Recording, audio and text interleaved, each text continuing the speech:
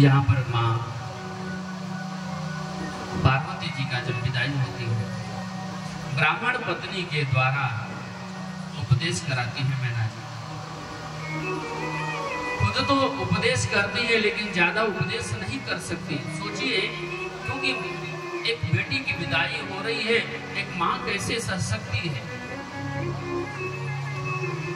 तब मैना जी ने ब्राह्मण पत्नी के द्वारा उपदेश कराया।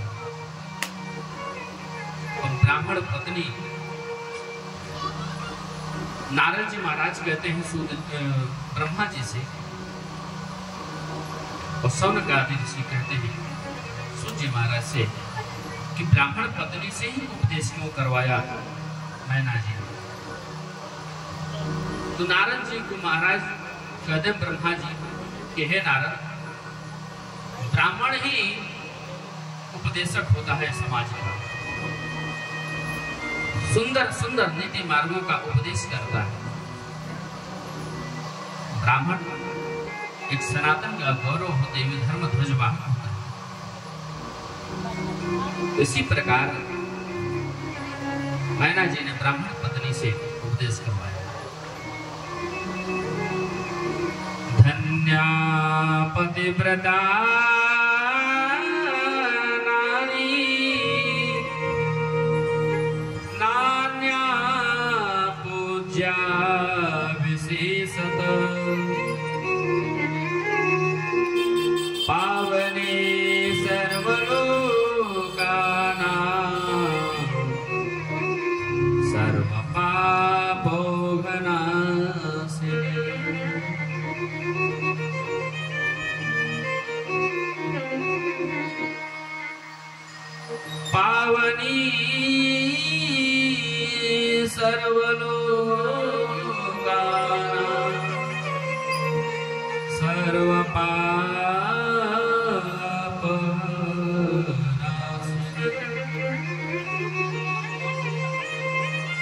मैया मैना अपने आंखों से चीखों से रो रही है। अपने आंसुओं को मां मैना रोक नहीं पाती। हिमाचल राज्य जो कभी रोए नहीं अपने जीवन में, आज अपने आंखों से अश्रुओं को रोक नहीं पाते हैं। बेटी की विदाई हो गई।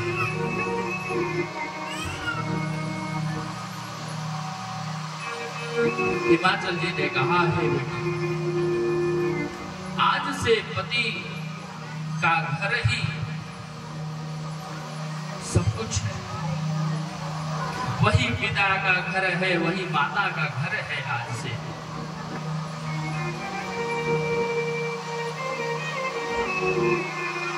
ब्राह्मण पत्नी ने कहा, धन्य पतिव्रता नारी, नान्या पूजा विशेषः, पावने सर्वलोकानां सर्वपापविनाशिनी,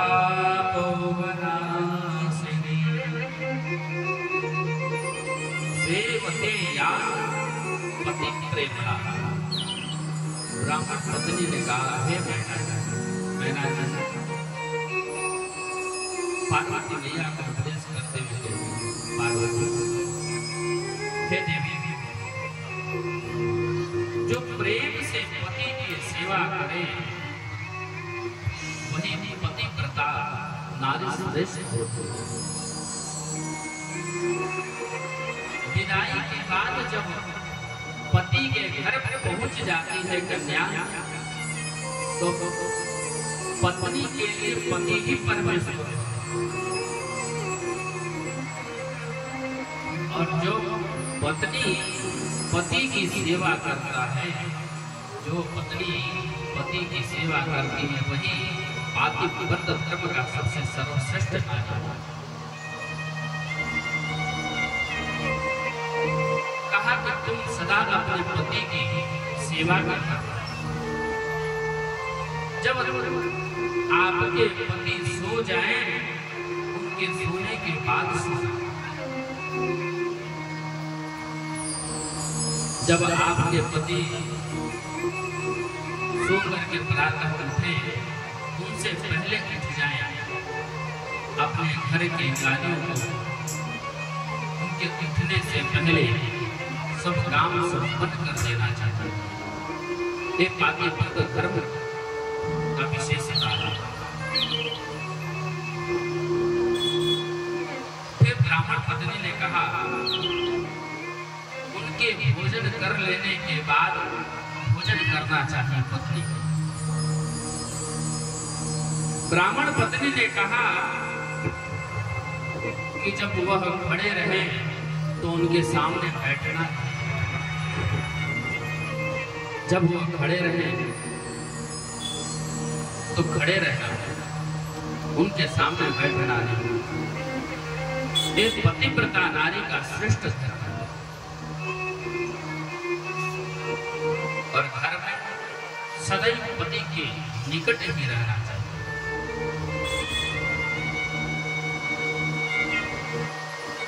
और पतिव्रता नारी को सदैव सौभाग्य के पद चिन्ह पर चलना चाहिए। और आजकल महाराज, आजकल के तो समय में पति भोजन करे या ना करे, पत्नी स्वयं पहले ग्रहण कर लेती। आज के लोग पतिव्रत नारी के धर्म को भूल चुके हैं। पति के सामने बैठना नहीं चाहिए, खड़े हैं तो बैठना नहीं चाहिए, उनके आसन से नीचे आसन पर बैठना चाहिए। लेकिन आजकल लोग बराबरी में बैठते हैं। अरे महाराज, और तो क्या करें, कहा गया कि अपने पति से ज्यादा ऊंची आवाज में बात तक नहीं करना चाहिए। लेकिन आजकल के नारी तो अपने पति से ही विवाद करने लगे। और कहीं कहीं तो ऐसे देखो, हम ऐसा नहीं कि नारियों का बुराई कर रहे हैं, पर हम देख रहे हैं। और पतियों की भी हम देखें कि कई जगह की स्त्री सही होती है, फिर भी पति अपना प्रताड़ित करने लगे, जो सर्वथा गलत है। अरे पति पत्नी का तो एक अटूट प्रेम संबंध है महाराज, जीवन पर्यंत तक चलने वाली। लोग बात में तुरंत पत्नी को छोड़ देते हैं।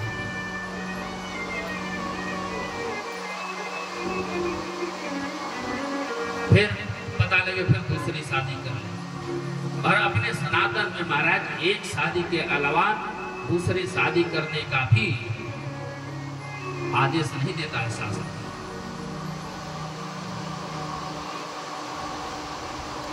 शास्त्र यहां तक कहता है कि अगर पति नहीं है, पति की मृत्यु हो गई, तो दूसरी शादी करने का प्रावधान शास्त्र नहीं देता है। फिर क्या करना चाहिए? अपने इस जीवन को जब तक पति रहे, पत्नी के लिए वही परमेश्वर है, वही गुरु है, वही भगवान है।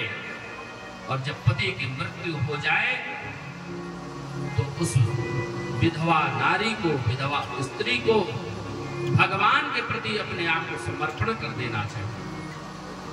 प्रभु, जब तक मेरे पति थे मैं उनकी थी, लेकिन मेरे अब जब पति की मृत्यु हो गई, आपके पास आ गए, मैं आपकी हो गई। दुनिया मोह की माया की नगरी है।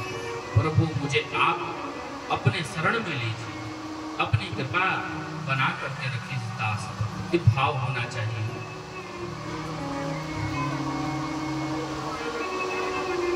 फिर कहते हैं, ब्राह्मण पत्नी कहती है, पार्वती जी को पातिव्रत धर्म का उपदेश करती है कि कभी कभी हल्दी से स्नान करना चाहिए, कभी कुमकुम से स्नान करना चाहिए, हल्दी के स्नान करना चाहिए, कुमकुम की बिंदी लगाए, केश संस्कार कराना चाहिए और दरवाजे पर बिना कार्य के नहीं खड़े होना चाहिए। और जब पति परदेश में हो तो पत्नी को चाहिए कि सज धज करके नहीं रहना चाहिए, ज्यादा श्रृंगार नहीं करना चाहिए। ये पातिव्रत धर्म का पालन सिखा रहा है शिव पुराण कथा।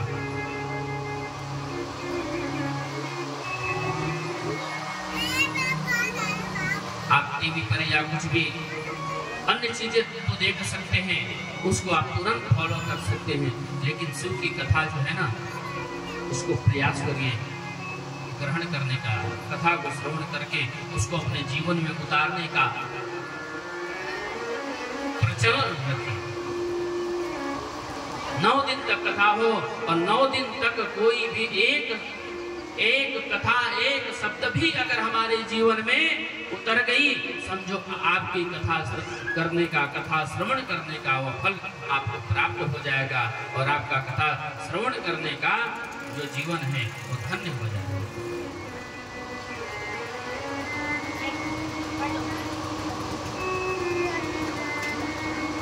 पति के अलावा, कहते हैं पति के अलावा किसी अन्य पुरुष से ज्यादा वार्तालाप नहीं करना चाहिए, पर पुरुष के साथ संग नहीं करना चाहिए। पत्युर नाम न गृह्णीयात कदाचन पतिव्रता। पतिव्रता स्त्री को कभी भी अपने, देखिए शास्त्र क्या कह रहा है, कभी भी अपने पति का नाम नहीं लेना चाहिए। ये कौन कह रहा है? ब्राह्मण पत्नी पार्वती जी को पातिव्रत धर्म का उपदेश कर रहे हैं। शिव पुराण की कथा बता रही है, जीवन में कभी अपने पति का नाम नहीं लेना चाहिए, कभी बड़े अपने ज्येष्ठ पुत्र का नाम नहीं लेना चाहिए, और पति को पत्नी का नाम नहीं लेना चाहिए। और जो व्यक्ति अपना स्वयं का नाम लेता है उसकी आयु हीन होती है।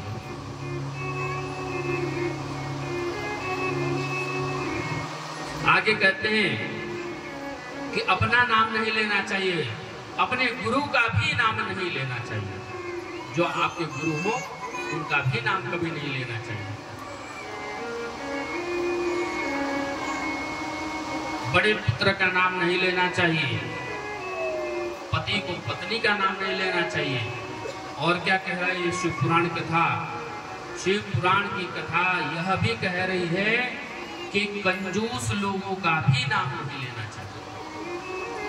हाँ, हंसने की बात नहीं है। जो कंजूस लोग होते हैं ना, उनका भी नाम नहीं लेना चाहिए। अगर जो व्यक्ति कंजूस लोगों का भी नाम लेता है वह भी नरक के गामी बनता है, वह भी पाप का भागी बनता है।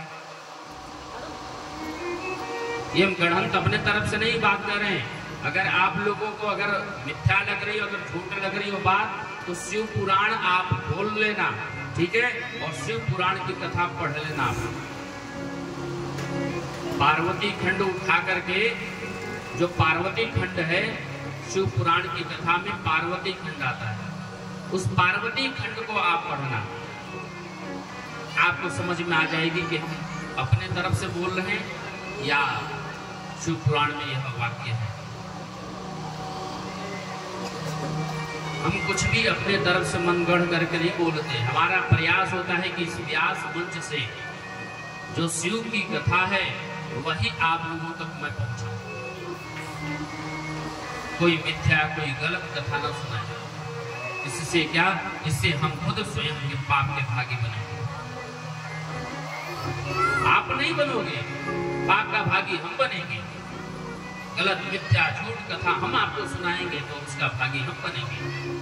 इसलिए हमारा प्रयास होता है कि जो शिव पुराण की कथा है वही मैं आप लोगों को कथा सुनाऊं। और यही नहीं, चाहे हम शिव पुराण की कथा कहें, चाहे भागवत की कथा कहें, राम कथा, चाहे देवी भागवत, चाहे हनुमत कथा की कथा करें, मैं कभी चुटकुले या इन सब चीजों का प्रयोग नहीं करता हूँ कथा में। मुझे बिल्कुल पसंद नहीं है। लोग चुटकुले सुना करके लोगों का हंसी मजाक ये सब चलता है लोगों में कथाओं में, लेकिन हमारा ये शब्द नहीं है। हमारा ये प्रयास होता है कि लोग कथा सुनने आते हैं भक्तगण, तो उन्हें जो कथा का शब्द है कथा परोसी जाए। बोले भक्तवत्सल भगवान की जय, काशी विश्वनाथ भगवान की जय। कहते हैं कि पतिव्रता नारी को सदैव अपना घर स्वच्छ रखना चाहिए, साफ सुथरा रखना चाहिए, और स्त्री को व्यय भी कम करना चाहिए, ज्यादा खर्चा नहीं करना चाहिए। जितना रुपया आए उतने में ही अपने परिवार का पालन पोषण करना चाहिए, फालतू खर्चे नहीं करना चाहिए। तीर्थातिनी तु या नारी पतिपादोदकं पिबेत्, तस्मिन् सर्वाणि तीर्थानि क्षेत्राणि च न संशयः। तस्मिन् सर्वाणि तीर्थानि क्षेत्राणि च न संशयः। ब्राह्मण पत्नी कहती है पार्वती मैया से कि जो स्त्री तीर्थ यात्रा करके आए हुए पति की, क्या लिखा है, तीर्थातिनी तु या नारी प्रतिपादोदकं पिबेत्। जो पत्नी का पति तीर्थ यात्रा करके आता है और उसके चरण धो करके उसके चरणोदक पान करती है, उसे समस्त तीर्थों का ही संपूर्ण फल प्राप्त हो जाता है। क्षेत्राणि न संशयः, इसमें कोई संशय की बात नहीं है। और पति की आज्ञा लेकर के ही जब व्यक्ति आजकल उपवास रखने लगता है, कहते कि शिवपुराण की कथा कह रही है और ब्राह्मण पत्नी पार्वती जी को उपदेश कर रहे हैं कि पति की आज्ञा लेकर के ही कोई भी उपवास रखना चाहिए, व्रत रखना चाहिए, क्योंकि पति ही सब कुछ है, पति ही परमेश्वर है, पति ही भगवान है पत्नी के लिए। और पत्नी को पति का जो जीवन प्रसाद होता है ना, उसको महाप्रसाद मान करके पाना चाहिए। क्लीबं वा दुर्वस्थं वा व्याघ्रितं वृद्धमेव च, सुखितं दुःखितं वापि पतिमेकं न लङ्घयेत्। पत्नी को पति के मर्यादा के अनुसार रहना चाहिए। वृद्ध रोग बस जड़ धनहीना,